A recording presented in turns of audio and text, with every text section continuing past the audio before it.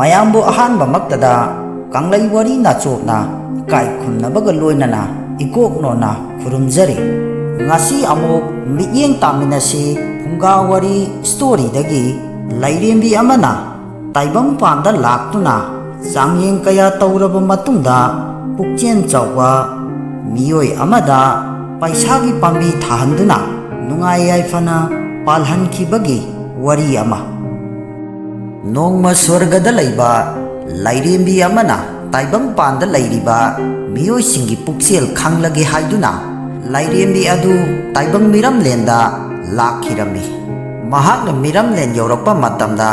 mahakki asengba saktam adu khangdanabagi damakta lairabi saknibi hanubi amagi saktamda onduna changyeng tauba thorakhirami asumna hanubi asina koina chattuna lakpa matamda ahanbada zon kauba chinjau paiba thongal amada lepnarido masidagi mahakna thong adubu thilladuna bikhari lakchariye hairaduna sanaba kharadang pibiyu hairubada kanamatana tabidrabada hanjin hanjin kaubadagi yum adubu senaba minai ama thoraklami masidagi minai nupa aduna saknibi hanubi oirambaduda mating pangningdraduna hanubi adubu mafam adudagi satkinaba haiduna hairami adubu hanubi aduna nakhoi mahajonda amukta haibiyu bikhari lai haiduna hairubada minai nupa aduna madune hena yaraglaloi nahakti manamsu namthi fijet phigai duga karamna mahajona nangbu unaningadoribano hairaduna mafam adudagi minai nupa aduna hanubi adubu tanthokirame matam aduda mahajon adusu makhoina sanariba wari adu tana tana tasinada saraduna chaknibi aduda bikha piningdraduna pukchel pikpa mahajon adu manungda lotuna adum laiki masidagi hanubi adusu upai leitraduna atopa thongal amadamu laklaboire mafam adudana amu sa kakpa dukan amada changduna hanubi aduna sada thaktaba kuire isu nipa haina kauraduna bikha niruwada sa kakpa nipa aduna su nangonda pinabadi lairadana hui pijana phau leite nangonda karamna pigadoribano atopa mafam amada satlo hairakpada hanubi aduna nabokse lamsang lakpagi yamna suware karino kharada orasu piyu hairubada sa kakpa nupa adu sauraduna thang paiduna hanubi aduda halagi haibagi matagum mafam adudagi yamna thuna chatko haiduna lauraduna talakhirami masidagi hanubi adusu upai leitraduna mafam adu thadoktuna lakhirami asumna mafam kaya changduna bikha nirubada kanamatana mahaki damakta bikha piraktrabada waraduna mahakna phaglang amada chaingak oiraduna ngaduna lakpa matamda mafam maduda pukchel chawwa lairaba pakhang ama leiramboire mahakna thabak sururaga yumda halakpa matamda hanubi adu phibam sadana yamna wana sattuna lairamba adu mahakna thengnarami masidagi mahakna hanubi adugi mataudu uwada nungaitraduna sangsingduna hangbirami imabu kadaidagino mafam masida kari thabaki lakpanu hairaduna masidagi hanubi aduna su ai ini haibada isa isu imo amata laitre aidi bikha nibi hanubi amani aduna isu nupana naboki damakta sananaba kharadang pibiyu naboksi yamna ware hairakpada masu nupa aduna nungaitraduna mahaki lairaba khangpok sang aduda pusinduna hanubi adubu mahaki phan amada phamhanduna thambirami masidagi nupa asina magi chaksangda changduna sana thaknaba kari kari leibage haiduna yenglubada mahaki saksangdadi sara phadraba sing khara khaktamak leiramboire madusu mahaki nomagi sara namata sananaba oirami madu ubada nupa adu ngahak matha saraduna araiba sing kharaduna thong thaktuna hanubi aduda pijabinaba tawirami mahakna thongba loiraba jak adu hanubi aduda sananabagi damakta pirubada hanubi aduna hairaklammi isunupa nangdi ngasigi sa ising sarabra hanglakpada masunupadunasu satri haiduna khumlaklami masidagi hanubi aduna isunupa adudi aikhoi ani yamba yamdaba khara khara yenaduna saminasi hairubada nupa aduna yarani hairaduna ibo asi yengbada yamna chokthana ui aduna aina chagadabagi saruk ibokna puk thana chajabado aigidi apenba oijage hairaduna aikhoidi nahanina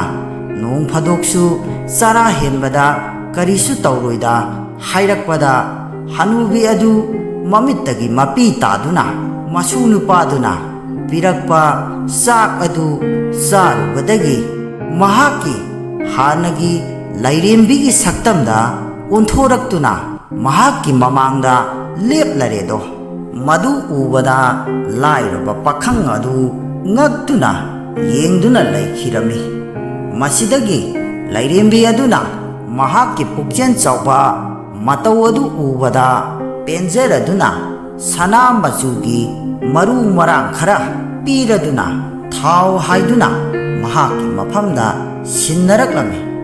masina hayeng hawgulakpa matamda nangi lairaba asi koksaba oyu hairamlaga satkhirami masidagi lairaba pakhang aduna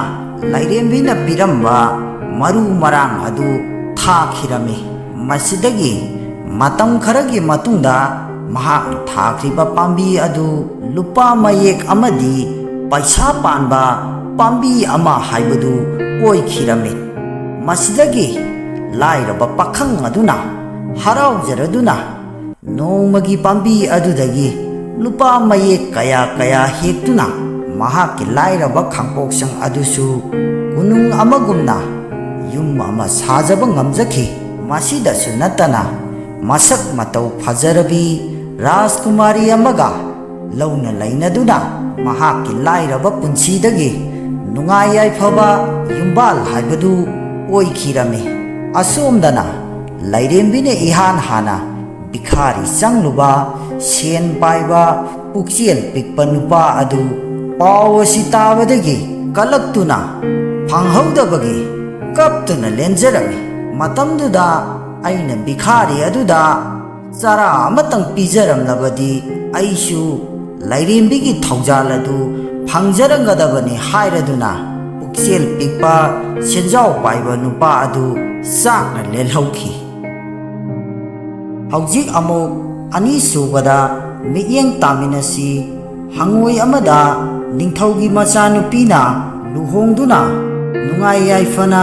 matau karamna pankige haibadu amuk miyeng taminasi nongma khunggang amada makhoigini haibada macha masu kanasu laijadraba hanuba hanubi matai manau ani khak lairamboire makhoi anina kaithel karuraga halakbada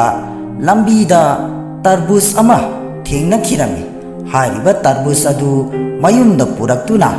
hanuba hanubi aduna khaidattuna yenglubada tarbus adugi manungda hangoi ama yauramba adu thengnakhirami matamduda hangoi adusu miron khangba miron ngangba ngamba hangoi ama oirami hangoi aduna hanuba hanubigi mafamda hairaklammi aihak ase nakhoigi nacha oina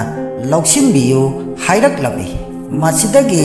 hanuba hanubi adunasu kanamata laijadabanina makhoigini haibada hangoi asi macha oina yok jakhirami asumna Hanuba Hanubina Hangoi adubu hek pokchaba macha makni khallaga yok thaktuna pakhang pungkhakti phajaraklami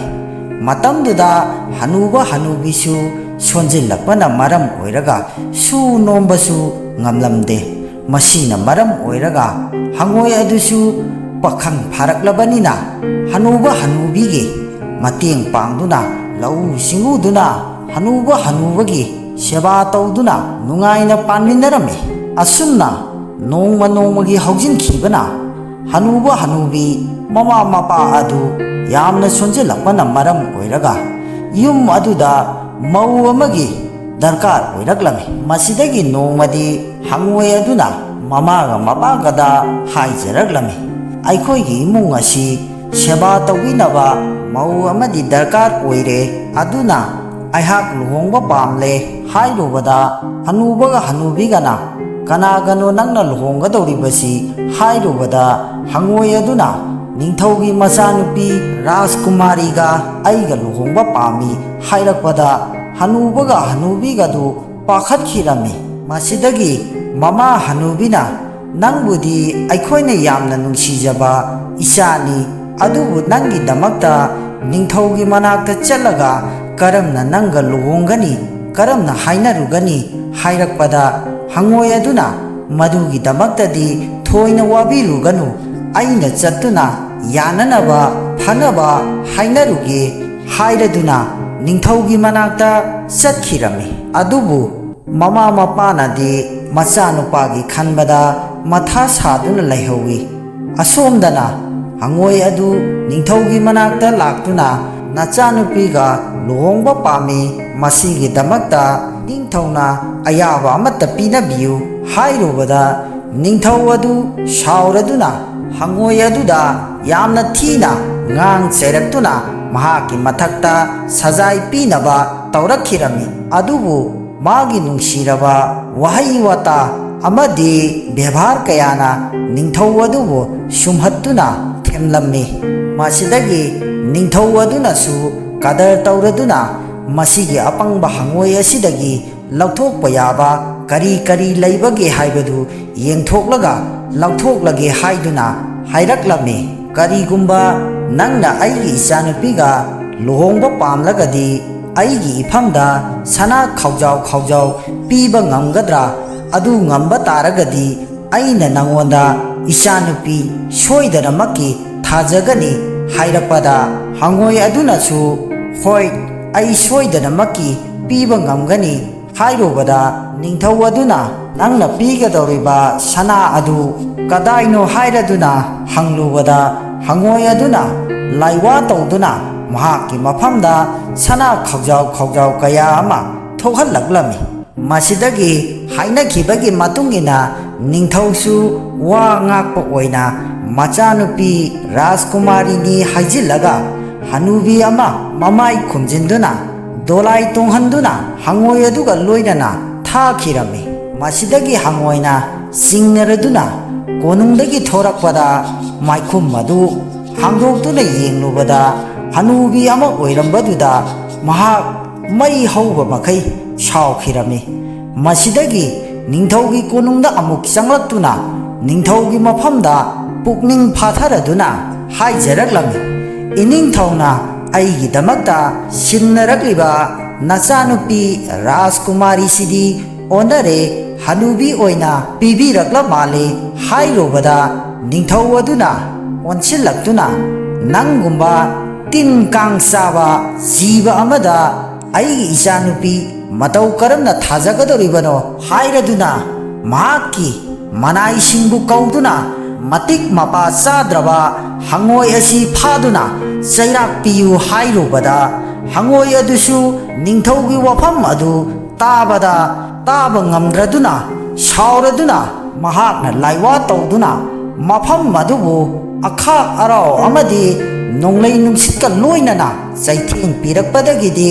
ningthau adu kiraduna hangoigi wafam aduda yanakhirami masida sunatana hangoi asi mahaki mayanupa ama oibada matik sai haidunasu khanjaki masidagi hangoi aduna ningthaugi machanupi राजकुमारी अदु पुदुना मयुमदा लाखिरमी अदुबु राजकुमारी नदी हंगोई अदुबु कया यानिंखिदे मरमदी ताइबंग मीगी सकलोन ओइदबना मरम ओइरगा अकी Tunjung फाउखी असुमना हंगोई असिना निंथौगी मचानुपी राजकुमारी असी मयुमदा पुरक्तुना महाकी असोनबी ममागा मपागागी सेवा तौहंदुना मखोई मतम खरदी लेमिन्नखी अदुबु सही अनी अहुम फारबा फावा मखोई अनीगी ओइबा मचादी फंगजखिदे नोंगमा नुमिदांगी मतम अमदा मपुरोइबा हंगोई अदुना तुमदुना लैरिङै मतमदा महाकी नुपी अदुना थाउमै थानगे चंगलकपदा मपुरोइबगी का अदुदा मसक बतौ फजरबा चुंग फिरान चारबा नुपा अमा हिप्तुना लैबा उखिरमी लोइनना नुपा अदुगी मनाक्ता हंगोइगी कोट अमसु उबा फंखी हाइरिबा कोट अदु चंगसिनदुना येंगलुबा मतमदा महाकी नुपागी हंगोइगी सक्तम अदु ओइरमी मसिदगी महाकना खंजखी अइगी इपुरोइबसी हंगोइगी सकलोन लौदुना मतम कुइना लेलकपा ओइरमले हाइरदुदा मसिदगी महाकना हंगोइगी कोट अदुबु मपानदा पुथोक्तुना मई थादुना मंगहनखिरमी मतमदुददी हंगोई अदुगी थवाई अदु लाइरैबाक्ता लायांगा वरी सानदुना महाकी तौजरुबा पाप अदुगी मतांगदा वा खनरमी करीगुंबा नंगना नहाकी पाप असी कोक्चगे हाइरबदी नहांगना ताइबंग पांदा नंगी नचानी हाइदुना फंगजब नुमित अदुदगी कोकपा ngamgani hainasu hainarami asumna wari kaya sanaraba matungda mahaki yumda halaklami masidagi hangoi aduna mikap tholakpada mahaki coat adu lairamdabadagi mahak matha yamna sakhirami aina chahi kaya changna taibang pansida mapu ama poktuna aigi pap asibu koksanaba haiduna lakhibani adu ngasidi अरेंबा तारगद्रा खंदुना मबुकनिंग नुंगाइतना फमदुना लैरम्मी मसिदगी महाकी नुपी अदु संगक्तुना हंगबदा हंगोई अदुना महाकी पाकी मरमदा worry पुमनमक लीबदगी महाकी नुपी अदुसु ज्ञान तारकलम्मी मसिदगी हंगोई असिना महाकी नुपीदा हाइरकलम्मी अइगी coat अदु याउदब तारगदी नुमित थागी ममांगदा लेप यारोय करीगुंबा नुमित थागी ममांगदा लेपलुरगदी अइना चही कया चंगना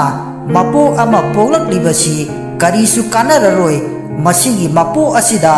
अइगी पाप अदु कोकपा हाइबदु ngamlaroy हाइरदुना अदुना मपो अमामु ngaइबा हाइबदु ओइरनी हाइरकपदा लौसिंग लैबी महाकी दुपीना वखन खल्लदुना हाइरकलमी अदुगिदी अइना फनब सिल्लगे नुमित थाना उदनबा था मपन असी ननाई नुपीना सेवा मपुंग फाना तौजदुना युम असिदगी मपान थोक्तना लेंगदना लैबियु हाइरदुना हंगोई अमदी महाकी नुपीगा यानबा अमा पुरखिरमी मसिदगी महाकी नुपीना युमगी कुपनौ खुदिंगमक महाना होनदुना था मपन यामना वाना लेंजदुना ममित्ता मचा अमा उबा फंगजखी मसिदगी हाइनखिबगी मतुंग इना लायामना महाकी पाप अदु कोकपीदुना हंगोइगी मतई मनाव अमदी मखोइगी फैमिली पुन्ना मचा अमगा लोइनना यामना नुंगाइना पानखिरमी अदुगा चैनल असिबु सपोर्ट तौबीबु ओइना नुंगसिबिदुना लाइक एंड सब्सक्राइब तौबीरमु मखा ताना नुंगाई नुंगाइरबा अनौबा ड्रामा कयासु थागतचरके मसी हाइरगा मयामदगी काइननबा खुरुमजरी।